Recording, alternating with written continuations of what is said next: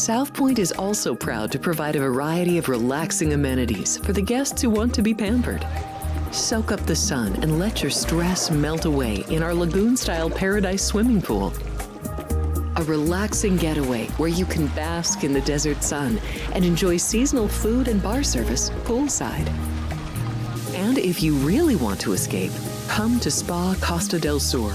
From couple suites to a co-ed wet area, our spa caters to business and leisure travelers who want to unwind and elevate their senses. A visit to one of our spa's steam, sauna, or whirlpool treatment rooms will leave any guest feeling like they can take on the world. Our gaming amenities include over 60 table games and over 2,600 of the most popular slot and video poker machines. We have penny slots, including the popular Buffalo games, and real machines like Wheel of Fortune, Triple Sevens, and Megabucks. If you prefer video poker, try Deuces Wild, Double Double Bonus, or a variety of multi-denomination games.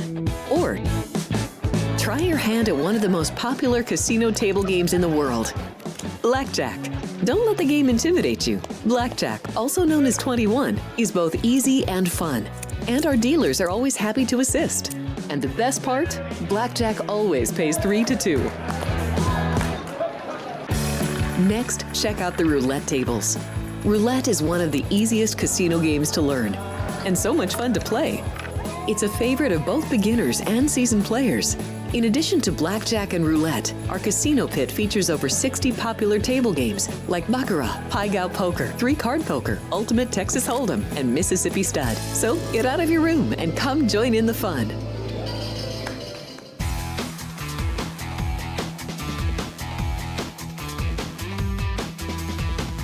Welcome into the Sports by the Book, the day before the round of 64 gets rolling in the NCAA tournament. I'm Jeff Parles. She's Alex White. He's Kenny White. Good morning.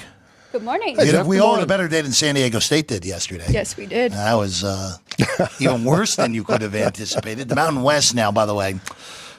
Sorry to do this to you, Alex. The Mountain West, after last night's debacle for San Diego State, is now 26-54 ATS since 2006. Wow. It's not good. That's in the NCAA tournament, of course. Not a good sample. What year was that from? Since 06. They are 26-54 against the number in the NCAA tournament. It's been a good conference, too. There's been a lot of good teams in this conference.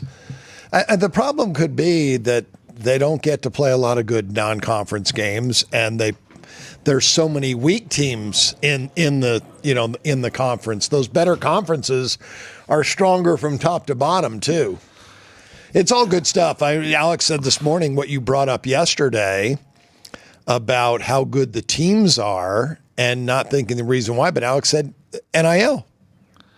These teams have more money, they're giving more money, they're attracting more money, and they're taking all the good players from the lower level teams. It's interesting because the top of the Mountain West does have reasonable NIL. Of course, look, no one's going to be able to compete with the top dogs, and I think that point that you guys just made is perfect for why that.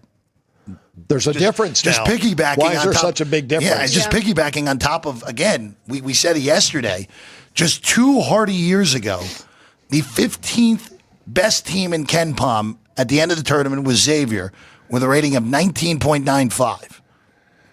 15th. Yep. That wouldn't even crack the top 35 right now. Yeah. That's how good how good these teams are across the board. And again, we'll get into some games that go tomorrow because Alex and I will be on at 10, so 2 games will already be underway. We have more as well across this landscape here in college hoops, but really more so than anything yesterday. The first game was a classic battle of 16 seeds. Not the best of play, not the best of coaching. Usually ends up being a close, exciting game, and it was, where I actually ended up middling this game. I couldn't help myself. I bet St. Francis plus the 3.5 before the game. I took plus 2 at Alabama State at halftime. We get it to land 2 with the Hornets. I should have stopped betting the tournament right then and there, honestly. And they said it was I saw a headline, Hail Mary. It was. And it was only a 2-pointer, though. No, so it was 3.5 seconds to go after St. Francis. So we're tied at 68 with 10 seconds left. St. Francis calls a timeout because Matlock, Alabama State's best player, is shooting a 1-and-1. He nearly airballs the 1-and-1, the front end. St. Francis gets the rebound, charges up the floor, and basically, like if the ball was covered in butter, ended up out of bounds at the opposite baseline with 3.4 seconds left. Alabama State then throws a baseball pass with, again, 3.5 seconds left. Yeah. That lands at about, what would you say, Alex? About 12 feet from the basket, a little bit inside the free throw line, I think is about fair. The ball tips around, somehow lands right in the Alabama State's guy hands for a layup with under a second to go, and they win by 2. So it was legitimately a Hail Mary. It was. Of a play. Alabama State survives. They don't cover but win. And then, of course, the other game, as we already mentioned earlier, North Carolina just eviscerates San Diego State. And it was pretty obvious early that San Diego State was in trouble, especially when Carolina starts 5 of 5 from 3. You know, it's a long night for the Techs at that point. Yeah. I had bet Alabama State. I saw the score 10 minutes into the game, and St. Francis was up 7. I said, perfect. This is what I talked about. I took the 3.5, and then at halftime they were down 5. I took 2.5 like you did. With 3 minutes to go in the game, it was really tight, 58 maybe in that range. Yeah, it was. And they put a total up of 140.5, and I thought, this is way too high. Well, you're lucky it didn't go overtime. Well, yeah, I understand. You know, and you know, again, I talk about the 3-point shots, the great equalizer of all these games, basically, because St. Francis does not shoot threes well, and they hit 2 in the last minute of the game. Yep. That was ridiculous. I couldn't believe they hit 2 3-pointers. But for you to get your middle, kind of had to have that happen. Well, it's kind of crazy. St. Francis shot 50% from the field and made 45% of the threes and still managed to lose this game. Again, turnovers 15-6, the big difference. Also, Alabama State made 1 free throw and still won also. I saw that. Alabama State did not take a free throw until the 5-minute mark of the second half. Yeah. Which is almost impossible in this day and age in college hoops. So. I went back and, you know, I was watching the game because I talked about the coaching mismatch. I thought it was a coaching mismatch by looking at those two. It was. And then when I looked at Alabama State and I saw that they're like 7th in turnovers, that they don't turn the ball over, I said, there's another sign you're a good coach because you preach taking care of the basketball. And that's what they do. So felt comfortable with them at that point. Crazy game. Don't we love the tournament? We're talking about the SWAC and the NEC champion. And hey, again, it doesn't really matter. Where you can make money, that's where you should be betting. You know it. By the way, I will say, we did bring this up yesterday. Auburn opened a little bit shorter than I expected. Some shops even opened it at 30.5. Now it's 32 across the board, which is, I still think, light on Auburn, but Alex and I will discuss that in full tomorrow. That game goes at 2:50 Eastern time, the second game of the day in Lexington, Kentucky tomorrow afternoon and morning out here in Vegas. 150 that total. No money lines up for this game yet? Not yet. Which one? For Auburn and out for the Auburn game. I think I've seen 20,000. 35-1 at DraftKings on the underdog. I would not bet that. Just throwing that out there. All right, to tonight. Hey, this is a really good coach though at Alabama State. It would be the biggest upset in NCAA tournament history if that happened. And the other point I didn't even know when they're playing, and TJ Matlock is their best player, the coach's son. Yep. I always love those situations as well because when you got the son buying in, everybody else kind of buys in. And when your son's the best player, and you know when you're a coach's son, you really follow the rules and you're a good leader, and everybody just follows those. So those situations are always good. And I saw that. I said, oh, this is another good sign for Alabama State. But, yeah, the talent level is completely different here. I actually have a 37.5-point difference between the two teams.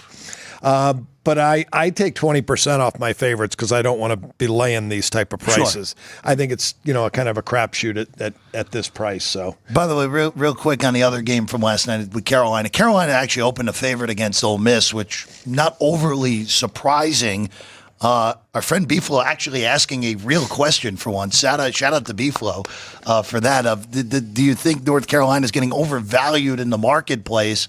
Which, Alex, I know you don't think that because yesterday you said, I think you said Carolina 1.5, right? I said 1. Yeah, and it's 1.5 and 2 in the market right now on UNC. Yeah, because I did like North Carolina in that spot yesterday. I'm not taking too much from that Mountain West covering. I knew and thought SDSU was the weakest team coming into this tournament. So I had already made my number, North Carolina 1 over Ole Miss, and moved them along in my bracket before they had even won that game. So, no, I think that we all know the talent's there, right? They've just been missing something. Was that the best game that we have seen from the Tar Heels this year?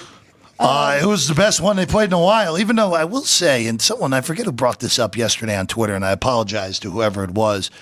If you take out the 2 Duke games since February 15th, Carolina hasn't lost. Now, granted, the best team they played in that stretch was Wake Forest, which is not a great team, but at least they had been winning by margin more times than not through that stretch. But again, I'll just say this, and this is on Friday, by the way. Somehow Carolina managed to get an extra day off too, which makes a lot of sense. But I've never seen that before. I think this is the second time this has happened with an extra day. They had to do it with a 16 seed one time because they, I believe it was Holy Cross. Year Oregon was a 1 seed, and they sent Holy Cross, all right, we're sending you to play in Seattle after playing in Dayton. So they gave them the extra day. I'm scrambling, looking at your Thursday schedule and I think this is, where's this game at? Where's this game? If memory serves right for me, I think it is the second time that they've given them the extra day, which, okay, they were a team that no one didn't think should be in, and they're getting an extra day. Yeah. It's a reasonable advantage as opposed to what a normal first 4 team would get. Chris Beard, I'm going to be on Ole Miss in this game because I just think Chris Beard is too good of a coach to basically let his Ole Miss team overlook this sort of team. And look, it's weird to say overlook North Carolina, right? But you're a 6 seed. You're playing a team that played in a playing game that no one thought should be in the tournament. Sometimes your headspace, even in the tournament game, may not be in the right spot. But I'm going to wait on the best price possible. I think this is going to be Carolina's going to get bet here. I think we might even see 2.5 by the time this game tips on Friday. So I'm going to wait for the best price possible on Ole Miss. I will just say last thing, and then if you have anything else on North Carolina, but I'm talking down on SDSU, but they still have a fantastic defense. And they so torched what them. North Carolina was able to do offensively was very impressive. I think that was the most points that the Aztecs have allowed in quite some time. So, well, when you come out 5 for 5 with threes, you have that type of night. Again, 25% of all games are fluke outcomes because of crazy stats like that can happen. If the first 5 would have rattled in and out, that game might have been a completely different game the entire way. So I'm not going to bet the game. I have North Carolina 2.5 though, Jeff. I think they're the better team. I think they have the better roster. I would say Chris Beard's probably the better coach out of the 2 guys. So there may be a little bit of an advantage there. Is that chip on the shoulder? But North Carolina, because people are saying they shouldn't be in, it's a real thing. I didn't listen, but Alex told me, the players said, we hear all the talk, but we're not listening to it. Well, if you heard it, you're listening to it, obviously. Well, actually, they said something about having blinders on, and then one of the announcers said you can still hear with blinders on, but that's neither here nor there. We did say there was a coaching mismatch yesterday, too, though. We did give Dutcher that. Yeah, but we all were on North Carolina yesterday, so this is a little bit of a different talent-wise, of course, with Ole Miss versus San Diego State, and part of the reason played the better conference. The best conference this year. The best conference. 14 SEC teams in this tournament. All right, 2 tonight. We start with American University and Mount St. Mary's. The winner of this game will likely be the biggest underdog of round 1 now that we've seen the Auburn-Alabama State number against Duke on Friday. Maybe not if Flag gets ruled out. Maybe that changes, but I expect to see Flag play in this game on Friday. But AU, 2.5 against Mount St. Mary's. I've said it all week. I like American. The only concern in this game, and this goes both ways here, Look at that total. It's 29.5. 129.5. If it was 29.5, that'd be really something else. We'd be getting rid of the shot clock. I'll go under that. But 129.5, this game is going to be played at an absurdly slow tempo. We're dealing with American, who's the 349th tempo in the country. Mount St. Mary's is 171, but they didn't play a game faster than 65 possessions in the MAC tournament. So there's more than willingness to just grind it out with what the opponent wants to do. And this goes either way here, if one of these teams has a bad shooting night, it's going to be very hard to compete in this game one way or another. I just trust American a little bit more. The team is veteran-laden, been together multiple years, 2 years now. They really ran through the Patriot League tournament. I do like AU here to win this game against Mount St. Mary's. I will just say, for anybody who watches not only our show, but Punchlines too, only Frank Nicotero could manifest getting Mount St. Mary's into the tournament, just like last year when he Duquesne. So it is funny that they are in here. I agree with you. I think American is the right side. I didn't bet the side, though. I went under 131 between these two. You're talking about the pace. But looking at the sidewise, to go off of why American is better, I mean, Mount St. Mary's turnovers, American not great on the offensive boards, but really good on the defensive side. So not going to give them too many second chances there. And I think they could get some breakaways here with all the turnovers from Mount St. Mary's. So I like the under, but lean to American side. Yeah, I played under. This is the slowest team that Mount St. Mary's has played all year in American. American's one of the slowest teams in the country. They're kind of modeled, I guess, Dwayne Simpson after like a Virginia-style offense. Take your time on offense, work the basketball. And I believe he's working on defense. Donnie Linden, his first year as head coach, he has been an offensive guru. He's been hired by 3 different coaches to be the offensive coordinator at big schools. So he is known for his offense, but in his first year at Mount St. Mary's, their offense did not improve. Their defense improved. So I think he knows as a head coach, you got to have the foundation of defense before you can really start to put in a great offense. So that has been the key for both teams getting here is their defense.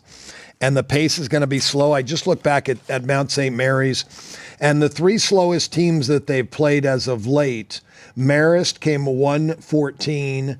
The 2 tournament games, Marist 120, Merrimack 112, and then there was another game against St. Peter's came 127. That came a little higher, but possessions was 61. I think this is going to be a low 60s, high 50s possession type of game, and it being a tight game, things are really going to tighten up late. This total is so low. We always worry about the foul game at the end of these sort of tight games in the NCAA tournament. But again, this is the right to get to play Duke in basically a Duke home game. By the way, since it's only a 20-minute drive from Durham to Raleigh for round 1. But again, I'm on American here. Like I said, I just think they are the better team when this is all said and done. Anything first half wise potentially here? Yesterday's first half total, by the way, blew through it.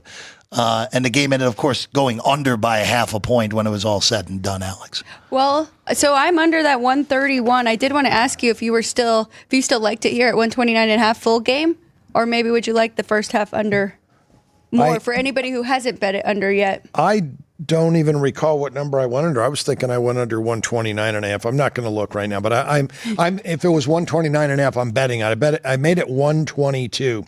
I'll tell you one thing, that these games are so pressure packed from beginning to end, as TJ Matlock almost airballed a free throw to win a game. There was so much pressure on him.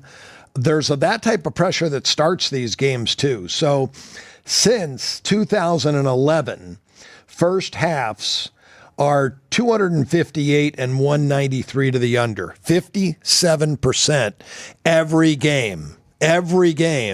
So that's how much pressure there is in these games. The kids feel it early. The reason why, the second half gets more high scoring is, like Jeff said, you do get the foul game and you'll get a bunch of points late. So first half, you don't have to worry about overtime. You don't have to worry about the foul game. You're much better off going under in the first half in these games. Going to the nightcap here, Texas and Xavier, two teams that some were surprised to see in the tournament when it was all said and done, but it's been all Xavier on the number here. Alex, an open pick, and it's been bet all the way up to Xavier 3.5 here at the South Point with a total of 151.5. I get liking Xavier, but this is aggressive. Here, a full 3.5 point move on this game. I completely agree. So I made Xavier 1.5. Chris did open at pick, and then I saw that money come in on Xavier, but I think that went a little bit far. I understood them just to win the game outright, but now I'm not comfortable laying the 3.5. I don't really have a feel for this Texas team. So if I was looking at the stats and looking at Xavier, how they are so good at 3-point shooting, I'd lean that way. But then again, Texas, they only have 2 non-con losses on their resume, UConn and Ohio State. So they did play a very good non-con, and just we're in a really tough conference, as we talked about, the best one. This one, I think the committee did Dayton a favor. Hey, we're going to throw you a bone. You're going to make some extra money. We're going to put Xavier in your barn, and everybody's going to drive 54 miles to see the game. It's going to be a drastic difference. It's going to be 6,000-7,000 people, like going to the Orleans and watching the Zags, and may not be quite as bad because there will be some Texas fans because they do travel a little bit. But I'm going to guess there's 6,000 Xavier fans and 1,000 Texas fans, and it's going to be an Xavier home crowd. I like Sean Miller far better as a head coach than Rodney Terry. So I laid the money line. I laid $1.45 the other day, and this morning I said, you know what, I'm going to see what it is, and it was $1.55. And I said, Alex and Jeff like to throw around, maybe you can find a dance partner for Xavier. And I said, well, what about instead of trying to find somebody in the same range, why don't I find a couple of these bigger favorites and put them with it and see what it brings it down to? If I put in Auburn, and there was another big favorite that first day, it brought it down to $1.50. But if I teamed them up with Tennessee at minus 4,000, it brought it down to $1.49 or $1.45. Brought it down to $1.45. So I have a parlay with Xavier money line to Tennessee money line. Very good. With my straight bet. It must have been Houston from Thursday, but you like Tennessee. But that's a good way to bring down. That's a good way to bring down your money line. Yeah. To put Xavier with Auburn. So instead of laying $1.55, you're laying $1.52. You got to win 2 games. But it seems like Auburn winning the game against Alabama State is pretty much a lock. I would say so. I mean, it just, again, 2 16s have ever won. No one over 30's ever covered, or ever won outright, I should say. 20 30s have covered. But I'll just say this. I'm going to make the case for Texas, even though I don't really fully buy in here. This is a Texas team. Now, there's never been a question of the talent here for this Longhorn squad. The biggest difference in this game for me, and it's so funny because what do you think of usually with the Xavier team? You would think, hey, they're an offense first team. They play really fast.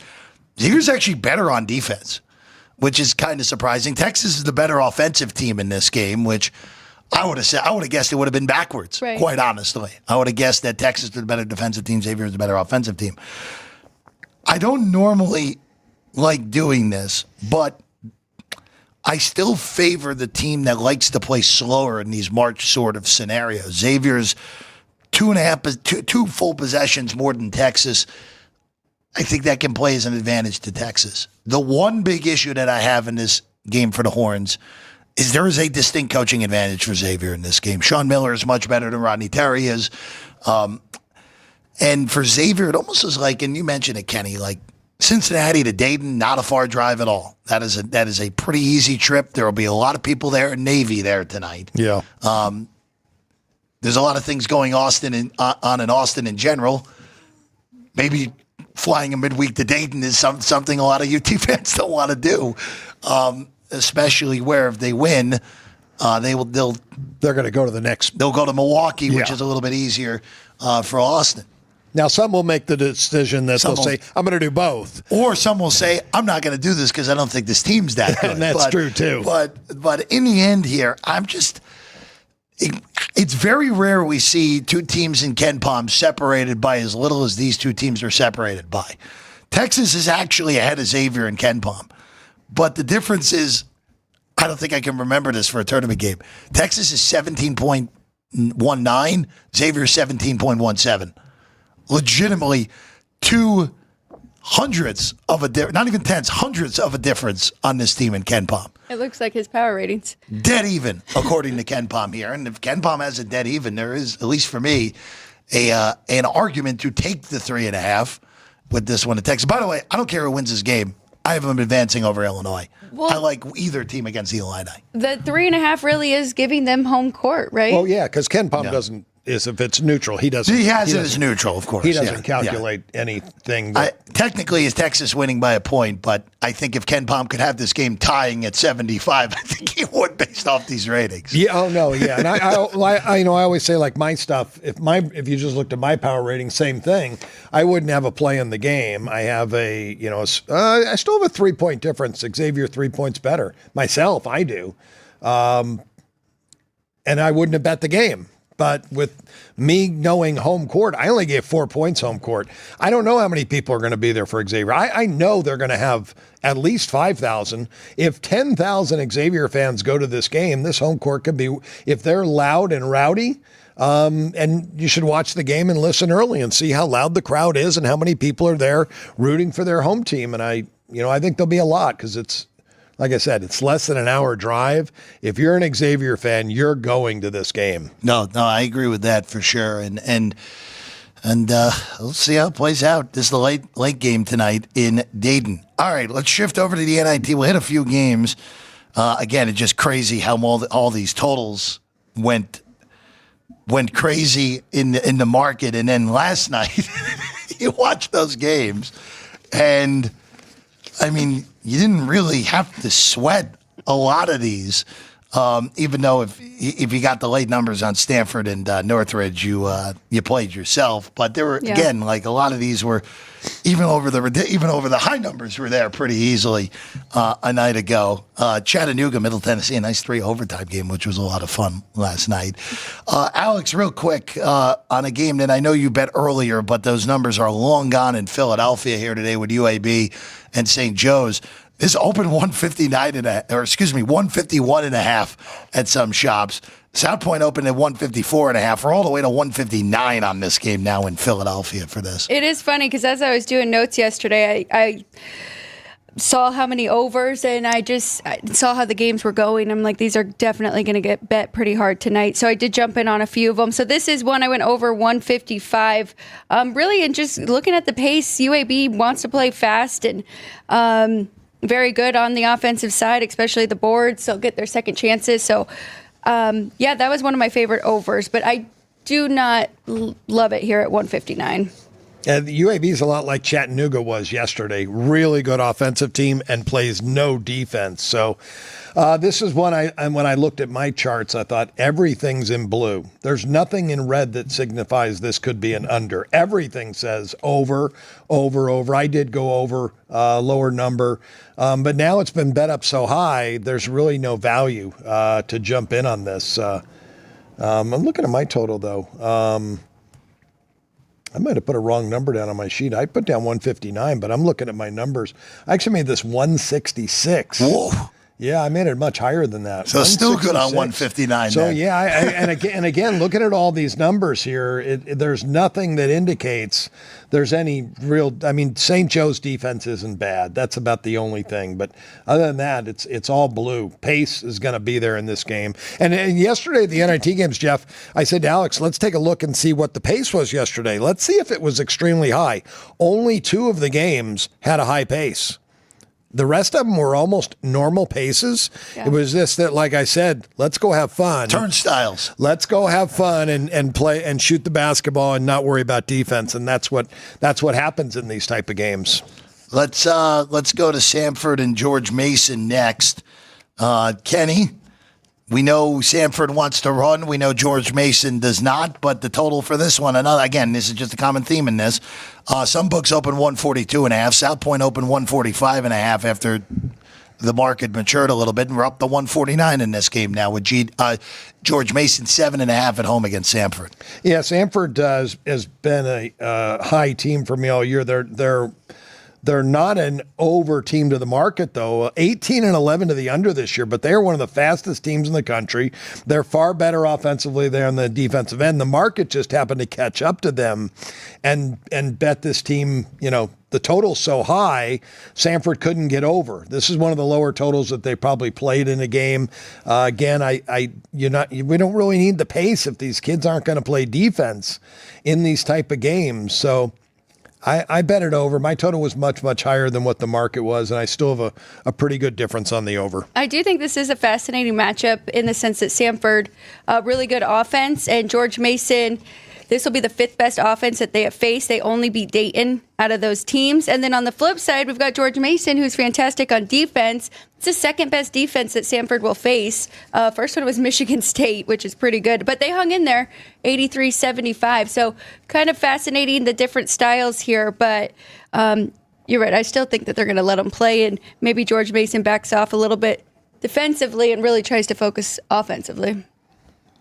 I think that in these situations, in NIT games, the coaches want the kids to have fun. I really do. So a team like George Mason or a North Texas, who all year has been grinding it out and playing defense, it's like the coach wants to say, let's go. Let's pick the tempo up a little bit. We know our offense. Let's run through our offense and let's play. How are they at creating turnovers too? Pretty good. Very good. Well, now we go to the lowest total on the board. North Texas, hello. We know we've talked about it all year with North Texas. They play it to a halt. Genuinely played the game to a halt. Now, this was 125 at the outset at some places. South Point opened 128. Now it's 131 on this. 8.5. The number here at the South Point. Kenny, I know it's North Texas. Furman is willing to play the style of the opponent. Is this still an over here with this one, knowing North Texas's style? I went over in the game. My numbers just came up higher. And again, I'm not just blindly betting all these games over. Yesterday, I said Kent State and St. Bonnie's doesn't fit. I actually should have bet it under, and it went under easily because it just didn't fit. Both those teams played extremely slow. Looking at this game, I think my only reason for this over is Furman is a far better offensive team than they are on the defensive end. They went 17-13 to the over this year, and the total being so low. What about North Texas's trend on the road or neutral? I didn't even look. For total. 10-4 to the over. Yep. I didn't even look at that. So North Texas has done a better job keeping games under at home than they have on the road or a neutral court. So I'd take it. I mean, I still have an edge still. I went over 127.5. I got the best of all these numbers. I bet them as soon as the board went up, and that's what I suggest people to do, because now, you're come down to the wire in these games. They're, like I said yesterday, they're not for sure winners just because you got the best of the number, but you got a definite better edge, a 4, 5, 6% edge to win these games and getting a better number. Next up, another total. These are all totals here today, guys. UC Irvine and Northern Colorado, unless if you're Sean and moneylining the Bears here for some reason against UC Irvine. Irvine, we've talked about again, if it wasn't for UC San Diego, I mean, this would have been a team that I think people would have taken to pull an upset potentially in the NCAA tournament. Of course, not capable of getting it out large. Here they are at home, 7.5-point favorites.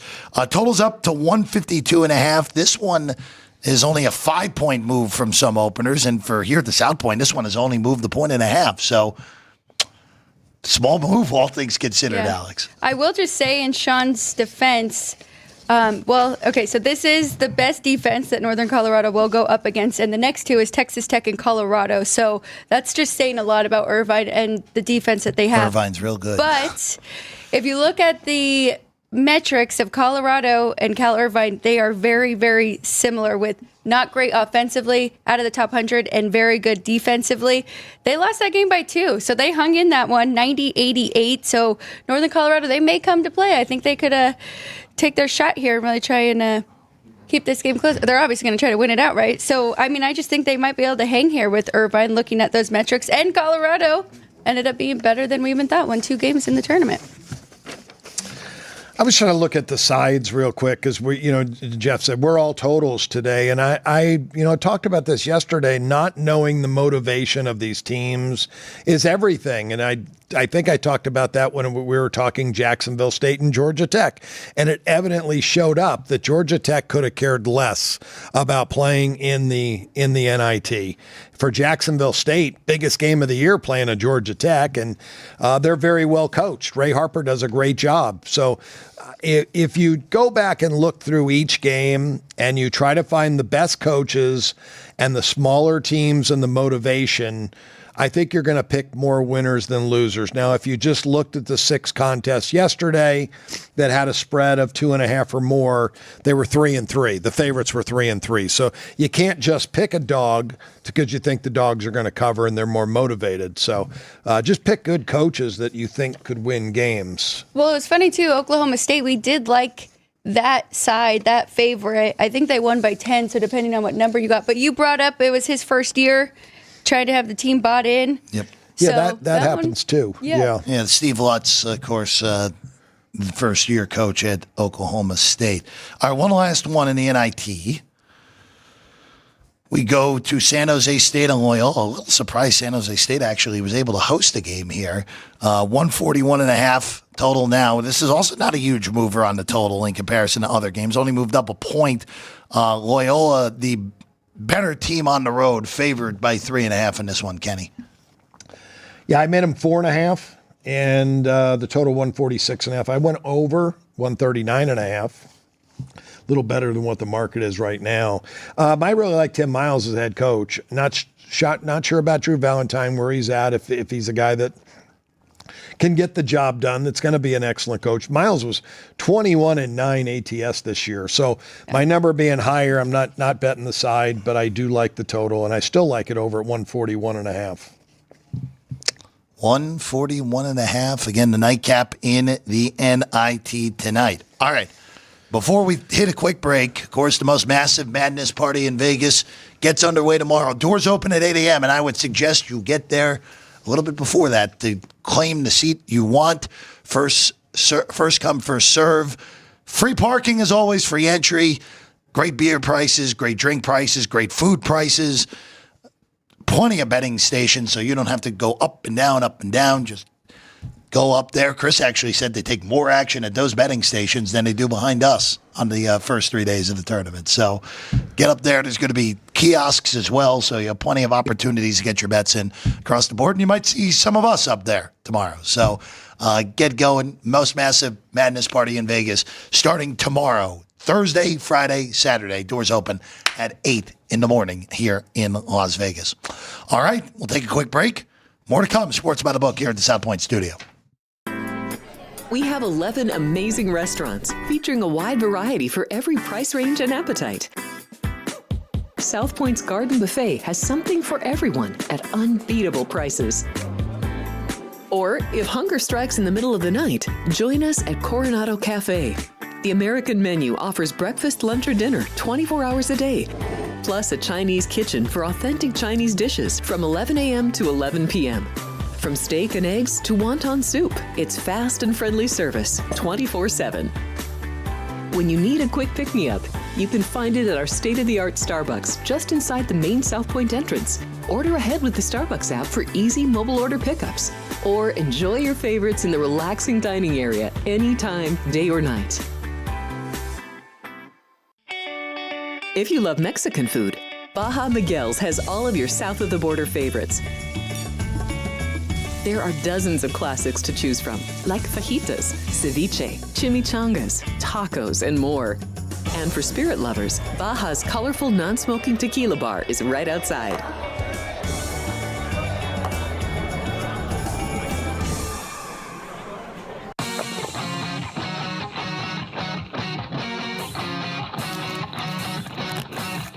Once you've satisfied your hunger, get ready for more of the hottest casino games in Vegas.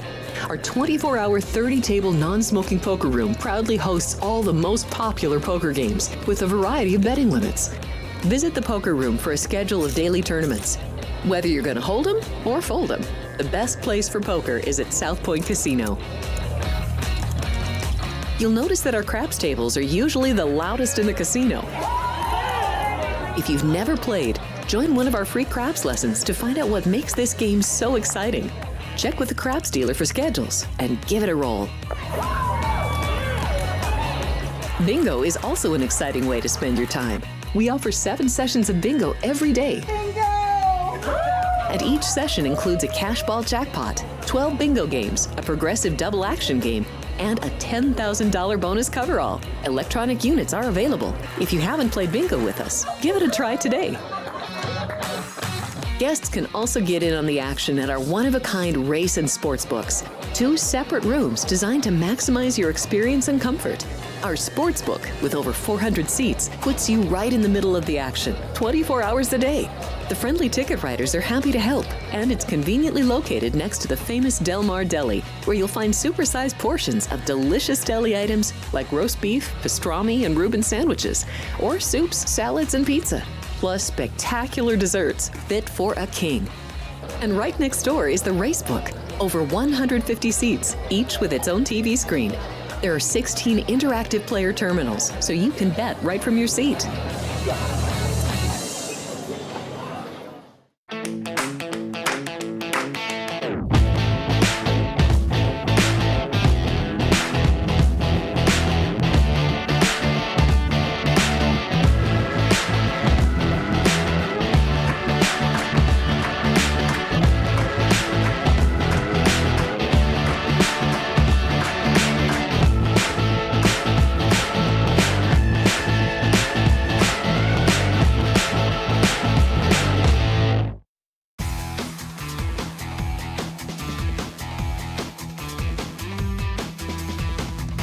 Welcome back, Sports by the Book. Jeff Parles, Kenny White, Alex White, we're all here. Happy to be with you as always. All right, since we're not changing our schedule this week. Our schedule is going to be the exact same as it's been over the last few weeks. So Alex and I will be on at 10 Pacific tomorrow. Yes, we understand the games are going to be starting. We get that, but we will be here right out of the gate for all that tomorrow. 2 games will be already underway. So we want to hit those right now. So we have our picks on the thing. We'll reveal our Final Fours and our national champions as well on the show today. And we'll also tell you that the South Point has their first to 15s up as well. So we'll show you those sheets in a few moments from now. But let's start with tomorrow's opener, Creighton and Louisville. As hard of a game as there is to handicap, I think, in this entire tournament. And, of course, Jim Root put it perfectly on Twitter the other day. By the way, all of our regional previews available right now on the Sports by the Book YouTube page. Jim Root previewed the West, but Jim said it on Twitter. Louisville and Creighton is the perfect game to start your bracket 0-1 with, which it kind of is, where I thought both of these teams are underseeded. Louisville's playing a de facto home game in Lexington, and they're still only 2.5, which kind of tells you what the rating of Creighton happens to be here. Total's 145, Alex. I'm giving you the floor. I'm curious where you and Kenny both have this game, because this is a hard one for me right out of the chute. No, it is for me as well. I don't have a bet on this game. I have to lean to the Louisville side, even probably lay in the 2.5. I do think that they'll win, and I mostly just because of adding in that home court and making it a home game for them. Total, I don't know what I have this total. Dad, do you have? I made it 148.5. I didn't bet it. I didn't bet the total. I'm betting Louisville because of Lexington. Yeah. I'm giving them home advantage. And, there's a couple things, I look at these coaches and I think about 2 things. One good for both. First of all, Creighton's been there before. They have the experience in the tournament. These Louisville players, these all came from different teams, and some of them have played in the NCAA tournament before. I didn't go back and look to see if these kids, if all the Louisville players have experience in the NCAA tournament. I think they're going to be just fine. Sometimes I worry about coaches like Greg McDermott that have been there for 15 years. it's the same message over and over and over again. And after a certain point of time, the kids aren't hearing the message. For Louisville, it's all new with Pat Kelsey. Everything's good. Everything's rosy. Everything's fun. And these guys are having a good time. They're playing great basketball. I think that's advantage Louisville. And then you throw in that Lexington from me. That's the biggest factor, though, Lexington. It could be worth 4 or 5 points. Louisville's got a huge following. This is one of the blue bloods. They're fired up. They haven't been good in 5-6 years. This is every Louisville fan will be at this game. I like both of these teams. I'm really bummed that they are facing each other in this first round, because Creighton could definitely win this game and pull the upset here. And I think a lot comes down to how Ashworth plays for them. But, I mean, they do have a very good roster, too. So the best defender in this game is, without a doubt, Ryan Kalkbrenner. We know Creighton wants to go drop coverage. Louisville has been a reasonable offense against drop coverage this year. I'll just throw this out here real quick. And when I saw this matchup, I was like, whoa, the Big East is going to really get hosed again. They ended up not. And the ACC's not getting North Carolina. They did. So much how I know. But this comes down to I actually think this comes down to how the whistle is in this game, as weird as that may sound. Because if Kalkbrenner can stay out of foul trouble, who's guarding Kalkbrenner for Louisville? Waterman and Scott are both big bodies, but I don't see either of those guys as legitimate defenders. And Kalkbrenner could go for 30 points in this game. Now, could that be Pat Kelsey's strategy of, hey, you know what? I know Kalkbrenner's going to get his. I'm just going to take everybody else out of the game. Yeah, I think that would be an optimal strategy where, all right, you hold Ashworth down and you hold the rest of those guys down. You should be able to win this game. But I see that plus 130 on Creighton, and I'm like, am I good enough to resist that type of price in a game that I think is even and probably is a little bit tilted just because of what you guys said, where Lexington is a easy drive down 64 for everyone coming from Louisville. And I've been in that building before for an NCAA tournament game involving Louisville. Yeah. It was 98% Louisville fans. Wow. So Now, there you go. I don't know if it will play like that because the Auburn fans have known they've been going to Lexington for a long time at this point. Yeah. But it's still going to be a Louisville 65%er probably in there tomorrow morning. So it's tough, but I would only consider taking the plus money on Creighton, which I'll be fully ready to start this tournament 0-1, Alex, like Jim Root said. I can't blame you for that at all. I mean, you talk about Kalkbrenner a lot. Yeah. And liking him too. So it's tough to go against him. He is a really good player. And you have to worry about, those Louisville Cardinals, can they defend that? They have 2 6'11" guys. One's a shot blocker, Ryan. And they've been good defensively all year, 21st in the country. They've been the better defensive team, and it's a home game. So I'm sticking with I hate it because I do like Greg McDermott. I love Creighton. I've been betting on them in this tournament for the last 3 or 4 years because I love this team. They've been one of my favorite teams to bet on, but Pat Kelsey's doing a good job. Yeah. Winner will get Auburn, barring a historic upset in round 1. So there we go on that one. All right, going to the second game tomorrow. High Point, Alex, will take on Purdue. This one is moved. South Point opened as 10 in this one, down to 8. Total 153 now on this game. Again, we've seen Purdue make the national championship game last year. We've also seen Purdue in the last 7 years lose to a 15 seed, a 14 seed, a 16 seed, and a 13 seed. So they've done the whole gambit of losing to teams they shouldn't in this tournament. 153-8 on this one. I made it 6, so I definitely took the points here with High Point. I'm not calling an upset just yet, but I think that they can definitely keep this game close. We know it's going to be at a slower pace. Both these teams want to slow it down. High Point is way better offensively than they are defensively, and that's why I think that they can keep it close. So I didn't touch the total here, but I think I asked you guys yesterday on this one because it's leaning to the under, but I definitely think there's value getting that 8 points here with High Point. I hate having a lower number to the under with two teams that are so good offensively. They're both so much better offensively than they're in the defensive end. And High Point shoots especially well. 3-pointers, 2-pointers. They're a great free throw shooting team. They take care of the basketball. They don't turn it over. Yeah, they're not going to play super fast, but they're so efficient. And Purdue, they're even better. They're a better 3-point shooting team. They played a better schedule. And I got a ticket on Purdue, but I am betting High Point plus 8.5 because I think they're well coached, and I like the scoring this team has. Alan Huss has done a nice job with them, and they're an older team. Their best players are seniors, a couple of juniors mixed in. They got one sophomore in the rotation, and that's it. So they're experienced. They've played together for a lot. They're on a nice winning streak too. They just know how to win. They have the longest winning streak in the country, second longest, 14 games in a row. I know that they haven't played the type of schedule Purdue played, but I think they'll keep it close because they can score. The big concern in this game, as we mentioned a little bit yesterday, can High Point get enough stops in this game? Now, yeah, for Purdue, that's a question as well. This is a Purdue defense that's significantly worse than it's been over the last few years.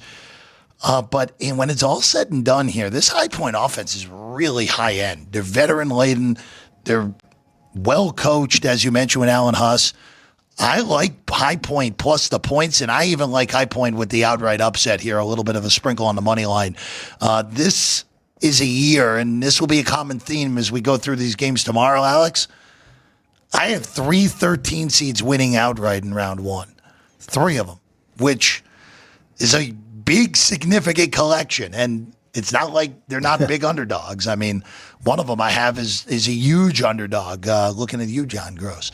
But this is a weird, funky offense that is so efficient that is great at shooting the 2-pointer, too. Yeah. They're not just so hell-bent on only beating you from 3, which they're good at shooting the 3 to 37%.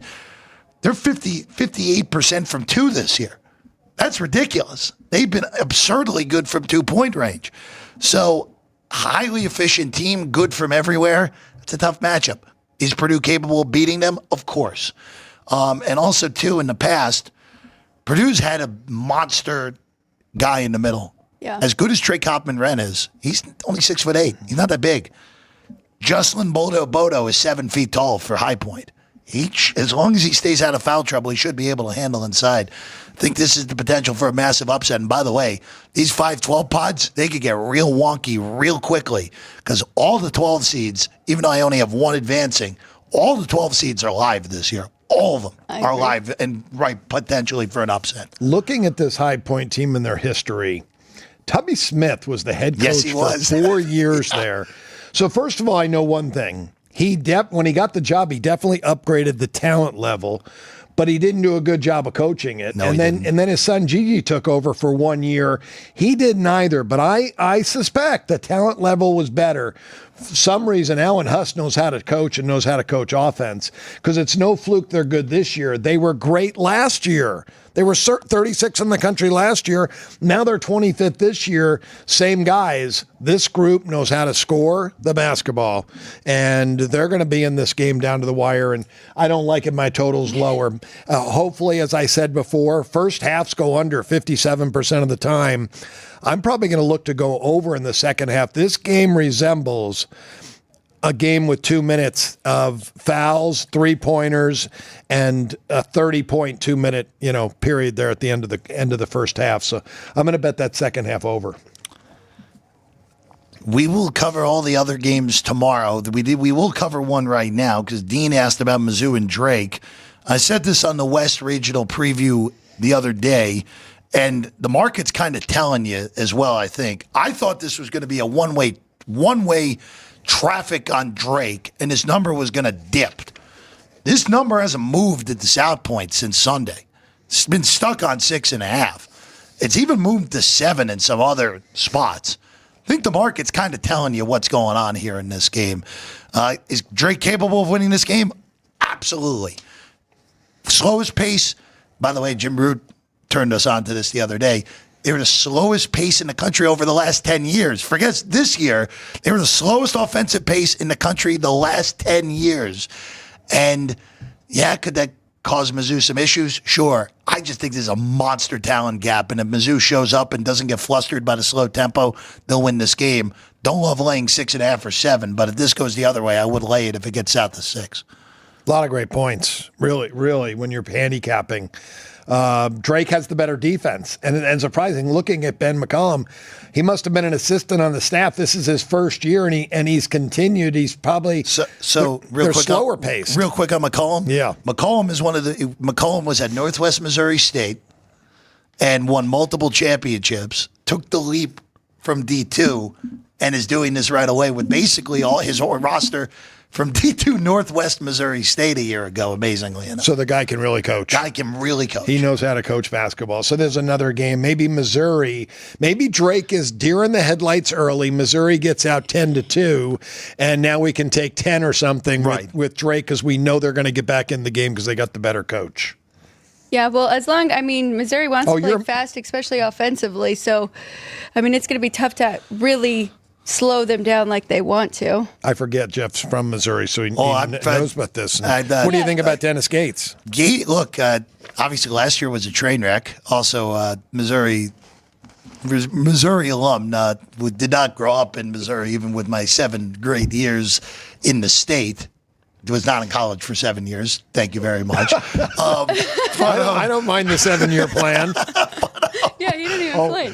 But look, Gates has done an amazing job with this team, and it was nice to see Mizzou, even though they ended up getting beaten pretty handily by Florida in that quarterfinal. They were out. Mark Mitchell didn't play. Well, what about him? Is he playing? Mark Mitchell's playing. Okay, what was wrong with him? More so than anything, a little bit of a knee scare. Okay. But he was load managed against Florida. He would have been able to play if that was a NCAA tournament game. So he should be able to play, and he's a matchup problem for Drake as well. Yeah. But this is a fascinating game. It really is. It's a total contrast. And again, even though at BetMGM, Drake is. John Ewing tweeted this the other day that Drake was the most bet team in round 1. The numbers going the other way. Kind of tells you where the money is in this game.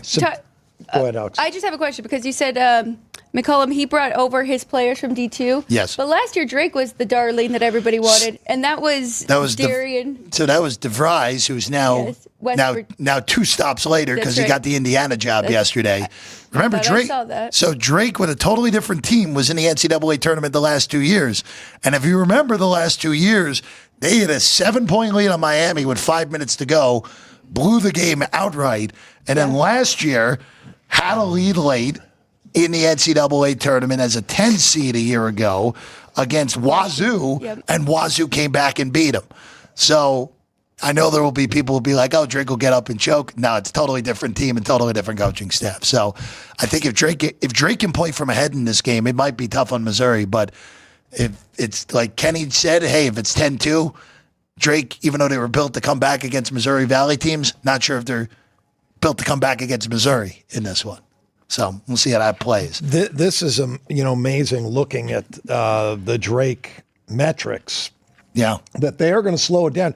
Their one weakness is they turn the ball over. Yeah. I'm shocked how high they turn it. For a good coach, you wouldn't expect that, but they make up for it by being the 10th best team of creating turnovers. So they actually win the turnover battle. Yep. So they lose the ball quite a bit, but they win the turnover battle in the long run. So this is going to be an amazing game because I know exactly what Jeff's saying. When teams slow down the ball against teams that want to run, it's frustrating.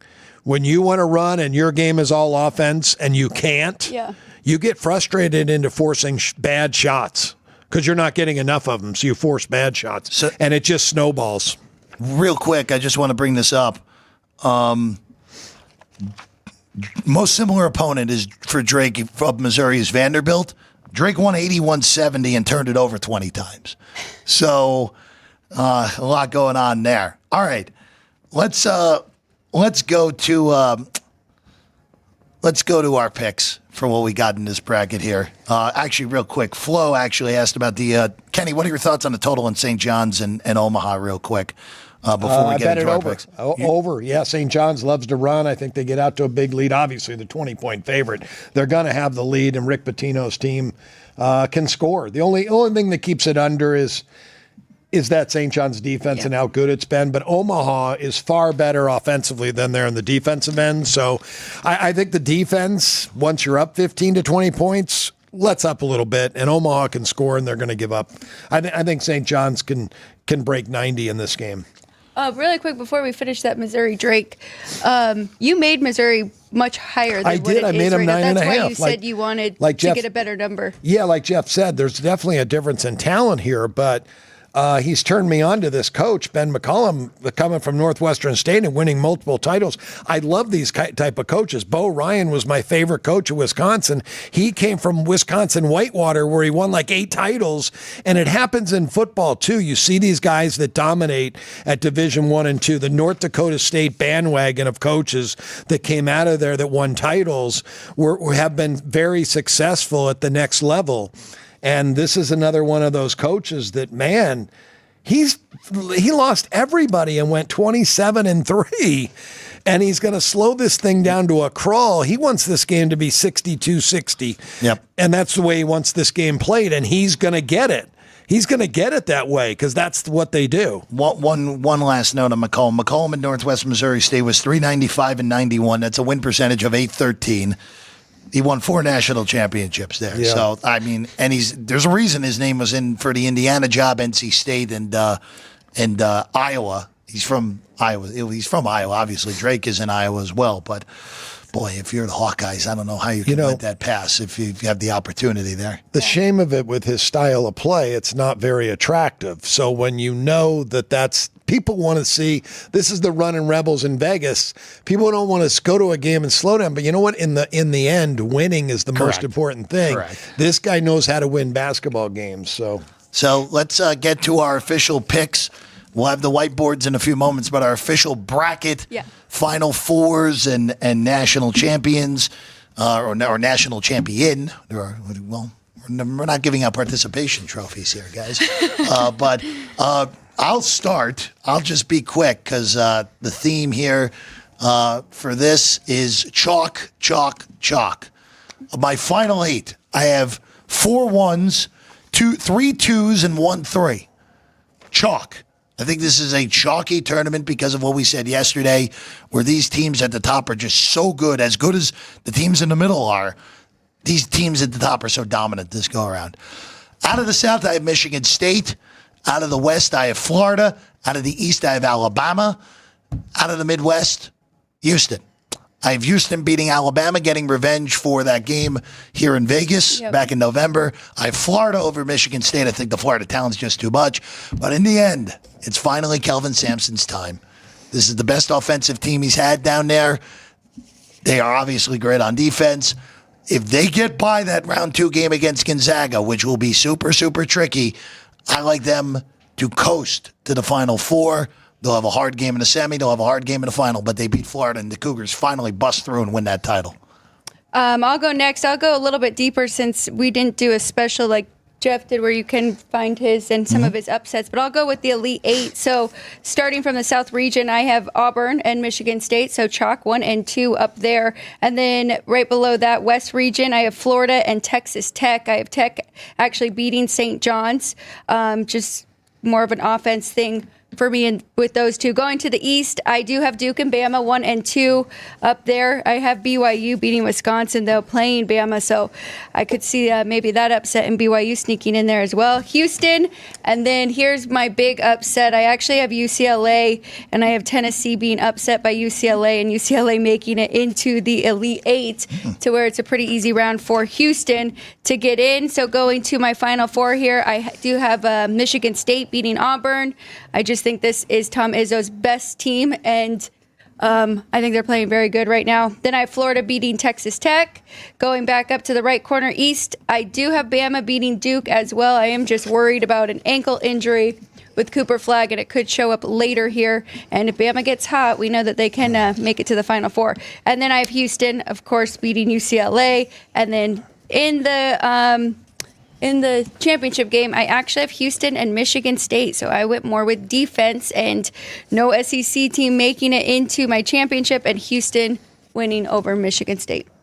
Finally getting it done. Jeff said Houston over Alabama. I thought, are you worried about Cooper Flag? Yeah, I mean, we're both Bam in over Duke? Yeah, I'm sorry, Bam over Duke. Yeah, I mean, look, we're both in the same camp on this one, Alex and I. There is a little bit of a concern with Grant Nelson's injury as well on the Bama side. I don't expect him to play against Robert Morris, but expect him after that. Again, for Duke, yeah, power rating wise, they're clearly the best team. But sometimes when you're going in these bracket pools, I mean, right now, for bracket pool wise, 41% of the brackets on ESPN have Duke winning the national championship. That is an insane number, even in a year with how good the top teams are. Right. But look, if Bama's hitting threes, which is always the big if, I don't know if anyone in the country beats them. So we'll take the chance that Bama has a great shooting game. That's really the thing more so than anything. It's also possible that Bama loses to Wisconsin or BYU in the Sweet 16. Yeah. That wouldn't shock me either as well, Kenny. Yeah, so Alex, she looked at my bracket the other day and she goes, "You're all chalk." I said, well, I have to stick to the process and rely on my numbers. So I went back and I said, you know what, if there's going to be some upsets, where would those upsets be? And the 4 teams I have going to the Final Four on upsets that could happen in games that I think are one-possession games. I'm going to move Michigan State along. Tom Izzo. Tom Izzo's going to be in the Final Four. St. John's, Rick Pitino, he's going to get the Johnnies into the Final Four. I've got Alabama because I believe Grant Nelson will play in Game 2, and he'll be able to. Alabama can pull the upset over Duke. And then I've got Houston. I don't think anybody, even as much as I like the Zags, I don't think anybody can beat them in the Midwest. So they're the only 1 seed that I would move on as chalk. And then, I think from there, any one of those 4 teams can win it all. But I'd have to go with probably Kelvin Sampson and Houston. Clean sweep on the desk with Houston and Sean. So we apologize in advance for your Houston futures. Let's get our Houston gear out. But like you said about Duke, aren't there a ton on Florida too? Because Florida, and it's crazy to me. You've been on Florida. I'll get you the numbers in a second. But Florida's now plus 325. If you would have bet them last Friday before the SEC conference tournament, they were still like 8-1. Yeah, I bet them at 14-1. You had them at 14-1. A few weeks. Have you seen a team? Yeah. Oh, drop that fast and just whoever gets hot, they won the SEC tournament. That's and now they're a 1 seed. A 1 seed can't be 14-1 or 8-1. Nope. That's true. You play all the easiest teams. So and that wasn't decided. That was the last 1 seed between them, Tennessee, and Bama. Kind of lost it. Yeah, before that, but again, it's also too like it feels like. By the way, Florida's at about 25% right now of bracket selecting them to win it all. Okay, but. You look at all the experts, too. I mean, I not including us, a lot of the quote-unquote experts on regular television, Florida, Duke have been the predominant ones. A lot of people backed away from Auburn because of the bad streak at the end, and people just back away from Houston because they're used to what they're seeing in these NCAA tournament scenarios for Houston. They seemingly escaped the Roberts ankle injury in the Big 12 tournament, which is very important. All right, we're going to take a short break to get the whiteboard's all set up, but before we do that, the 1 to 15 numbers are all out for all these games here. I'm going to block my face because everyone would much rather see these numbers. They're all available, all the games right here at the South Point. Join the biggest roar in Vegas when rooting on an underdog, 1 to 15 across the next few days. All right, we'll take a quick break. We'll get the whiteboard set, and then we'll get out of here on a Wednesday, Sports by the Book. We have 11 amazing restaurants featuring a wide variety for every price range and appetite. South Point's Garden Buffet has something for everyone at unbeatable prices. Or if hunger strikes in the middle of the night, join us at Coronado Cafe. The American menu offers breakfast, lunch, or dinner 24 hours a day, plus a Chinese kitchen for authentic Chinese dishes from 11 a.m. to 11 p.m. From steak and eggs to wonton soup, it's fast and friendly service 24/7. When you need a quick pick-me-up, You can find it at our state-of-the-art Starbucks just inside the main South Point entrance. Order ahead with the Starbucks app for easy mobile order pickups. Or enjoy your favorites in the relaxing dining area anytime, day or night. If you love Mexican food, Baja Miguel's has all of your south-of-the-border favorites. There are dozens of classics to choose from, like fajitas, ceviche, chimichangas, tacos, and more. And for spirit lovers, Baja's colorful non-smoking tequila bar is right outside.